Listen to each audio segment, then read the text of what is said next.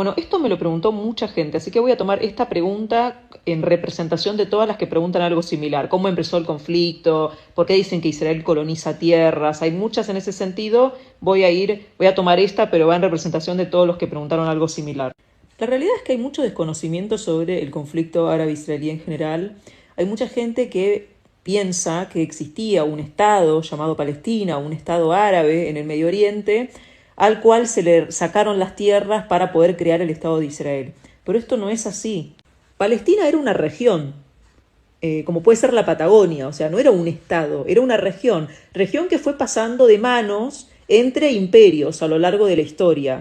De hecho, el nombre Palestina tiene como origen una decisión del Imperio Romano que después de aplastar a una rebelión judía contra los romanos, decide cambiarle nombre a esa región que se llamaba Judea y ponerle Palestina en honor a los filisteos, que eran un pueblo que ya no existía más, por lo cual no iba a poder reclamar esa tierra y que habían sido enemigos de los judíos. Entonces los romanos lo que hacen es, para humillar a los judíos que se habían atrevido a rebelarse contra ellos, es no solamente derrotarlos, sino ponerle a su territorio el nombre que honraba a un viejo enemigo de los judíos. Luego ese territorio fue pasando de manos entre imperios, lo ocuparon los árabes, lo ocuparon los otomanos, luego los británicos. En ninguno de todos esos momentos fue un estado soberano llamado Palestina, sino más bien una región. De hecho, las fronteras que conocemos hoy como Palestina son de origen bastante reciente. Nacen con la creación del Mandato Británico de Palestina, que surge cuando, tras la caída del Imperio Otomano, los aliados, o sea, de la Primera Guerra Mundial, se reparten esos territorios y Gran Bretaña toma, digamos, lo que hoy es Israel, territorios palestinos y Jordania, y lo controla en el Mandato Británico de Palestina. O sea, el territorio de Palestina, como lo conocemos hoy, es algo muy reciente. De hecho, con el Mandato Británico de Palestina, es la primera vez que existe una entidad política de algún tipo con el nombre Palestina.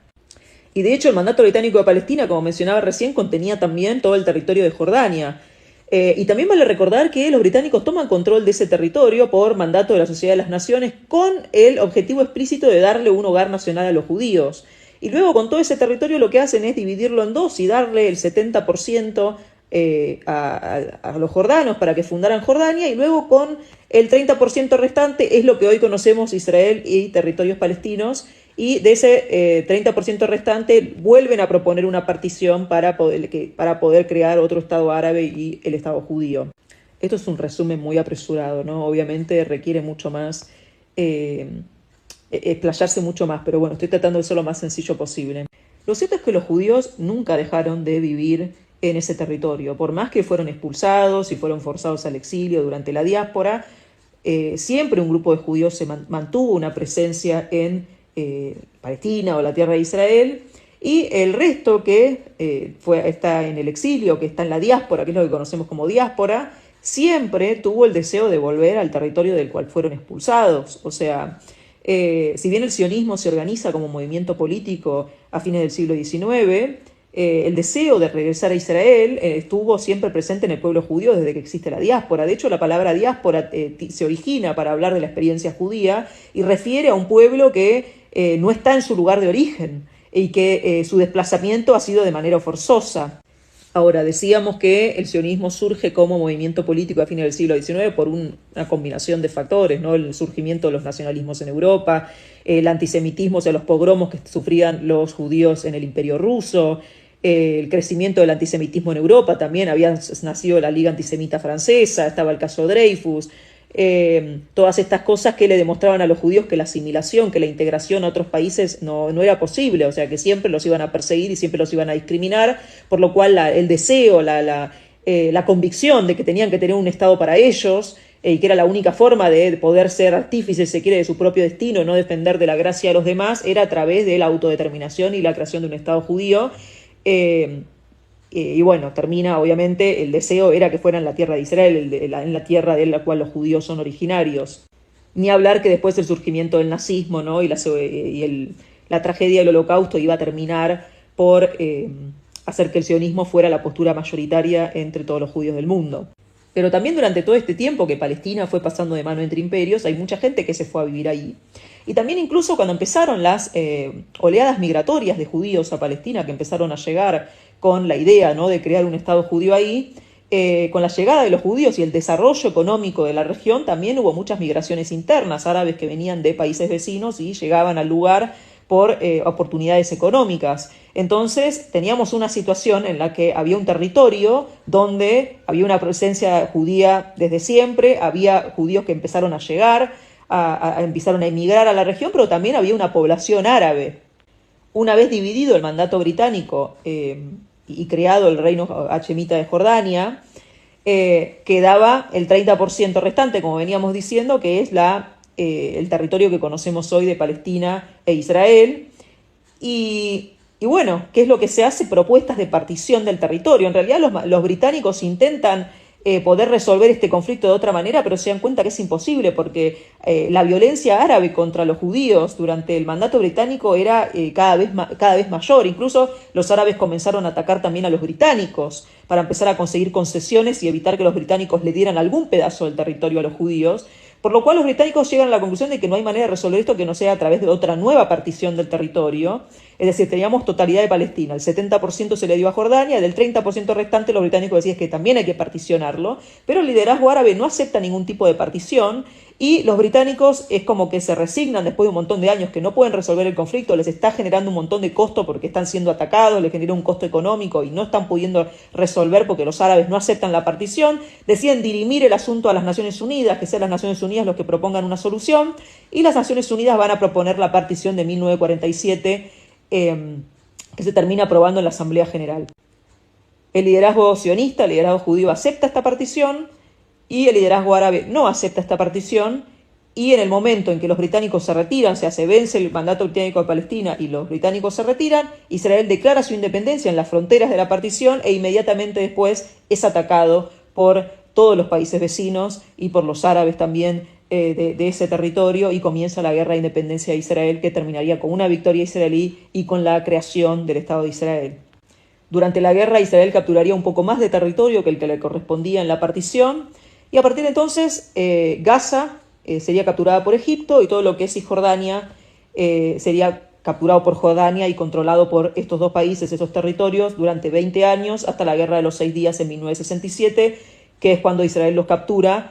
En el caso de Cisjordania se mantiene hasta el día de hoy el control israelí, a pesar de que no es total, porque después de los acuerdos de Oslo hay una cierta autonomía palestina, y en el caso de Gaza, Israel lo controlaría hasta el año 2005, que es cuando se retira, y comienza también todo el problema allí, porque al año siguiente hay elecciones, los palestinos votan a Hamás, y Hamás al año siguiente, en 2007, hace un golpe de Estado, toma el control total de la franja y comienza el estado de beligerancia contra Israel, porque desconoce todos los acuerdos anteriores y comienza a atacar a Israel. Y a partir de entonces tuvimos 5 guerras con Hamás. Hubo 4 antes que la que estamos viviendo hoy. Dios, qué largo. No, nadie va a escuchar esto, pero bueno, no es fácil responder estas cosas en 2 minutos. Estoy siendo lo más resumida que puedo. Incluso me está molestando lo poco que puedo profundizar. Pero bueno, básicamente, ¿cómo comienza el conflicto? Así. No es cierto que Israel colonice tierras, no es cierto que Israel le haya robado tierras a los palestinos. Los palestinos nunca tuvieron un Estado, o sea, no existió nunca un Estado soberano llamado Palestina. Israel no se fundó sobre territorio palestino soberano, se fundó sobre tierras privadas judías, tierras que habían comprado judíos, y tierras públicas del mandato británico, es decir, tierras del mandato británico que no le pertenecían a nadie, que no eran soberanas. No se fundó sobre tierra privada ni soberana árabe. El conflicto comienza porque el liderazgo árabe nunca reconoció el derecho de los judíos de tener un Estado en ese territorio, en ninguna extensión del territorio. Si uno mira, voy a ponerlo acá para que lo puedan ver. Este era el mapa del mandato británico. O sea, todo esto después pasó a ser el reino de Jordania, pero todo este mandato se le había dado a los británicos para que crearan un hogar nacional judío. Ya el 70% se lo dieron a los árabes. Porque hay muchos que van a decir, bueno, pero está bien que los árabes tengan más territorio, porque eran más. O sea, si uno mira los números, es cierto que demográficamente en este territorio había muchos más árabes que judíos.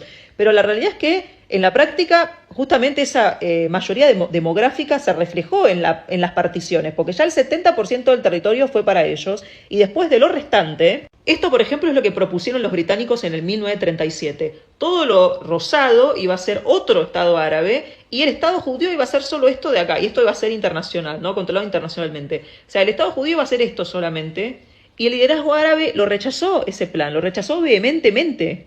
También rechazaron el plan de las Naciones Unidas del 47 y también rechazaron todos los planes que vinieron después. Es decir, hay una negativa desde el liderazgo árabe palestino, de reconocer el derecho de Israel a existir en cualquier extensión del territorio. Entonces, y eso lamentablemente no ha cambiado. Esa es la mentalidad que tiene Hamás. Hamás tiene su carta fundacional el llamado a la destrucción de Israel. O sea, su razón de ser es borrar a Israel del mapa. Y esa lamentablemente ha sido la postura del liderazgo palestino históricamente. Entonces, por eso el conflicto existe y por eso el conflicto continúa. Eso no implica negar que también Israel o sectores de la sociedad israelí hacen cosas que complejizan la situación. Por ejemplo, hay mucha gente que va a mencionar los asentamientos en Cisjordania, hay mucha gente que va a mencionar la valla de seguridad, hay mucha gente que va a mencionar que también en la sociedad israelí hay sectores que rechazan una solución de dos estados, pero ninguna de esas cosas son la raíz del conflicto, porque no habría asentamientos en Cisjordania si no hubieran atacado a Israel en el año 67. En el año 67 Israel no controlaba Cisjordania y sin embargo también lo agredieron, también hubo guerra. Es cierto que hay sectores en la sociedad israelí que no aceptan una solución de dos estados, pero también es cierto que el liderazgo israelí ha aceptado todas las propuestas de paz que tuvieron sobre la mesa durante 70 años. También es de alguna manera entendible que después de tanto rechazo de la paz desde el otro lado y de que siempre respondan con violencia, parte de la sociedad israelí comienza a ser escéptica respecto de la posibilidad de resolver el conflicto. Por eso también diría yo que hay cada vez más urgencia por poder encontrar un interlocutor, un líder que pueda surgir de la sociedad palestina que realmente moderado o lo que sea, que urge poder resolver el conflicto, llegar a un entendimiento, porque lamentablemente estamos yendo hacia un punto en que la sociedad israelí tampoco está creyendo en la paz de alguna manera, o cada vez cree menos, pero no porque no quieren o porque no odian a los palestinos, sino porque lamentablemente a lo largo de la historia solo han recibido rechazos, negación o sea, negarse a reconocer su derecho a estar ahí y violencia y terrorismo. Entonces, hay parte de la sociedad israelí que lamentablemente dejó de creer en la paz. A ver, toda la gente que vivía en los kibutzim del sur eran todas personas pacifistas que cruzaban palestinos para los hospitales israelíes, que luchaban por los derechos de los palestinos, que luchaban por una solución de dos estados. Fueron masacrados el 7 de octubre. Yo tuve la oportunidad de visitar muchos de esos kibutzim y hablar con muchos de los sobrevivientes. Y hay gente que realmente dejó de creer en la paz. O sea, que es muy triste porque te dicen, lo que creí toda mi vida, hoy ya no lo creo más. Entonces es una situación realmente muy compleja. Este conflicto no se va a resolver si... A ver, ni los palestinos ni los judíos se van a ir a ninguna parte. Hay 4,5 millones de palestinos en Cisjordania y en Gaza, no se van a ir a ningún lado, y los israelíes tampoco se van a ir a ningún lado. Por lo cual, este conflicto hay que resolverlo de alguna manera. La propuesta que más racional siempre ha sido la de dos estados. Hay que encontrar la manera de dividir el territorio y que ambos pueblos puedan tener derecho a fronteras seguras. Pero para eso tiene que haber un reconocimiento mutuo del derecho del otro a por lo menos una parte de ese territorio, a ser soberano en al menos una parte de ese territorio. Y del lado palestino, del liderazgo palestino, nunca estuvo ese reconocimiento del derecho de los israelíes a estar ahí, de tener un Estado soberano. Lamentablemente, por eso el conflicto continúa.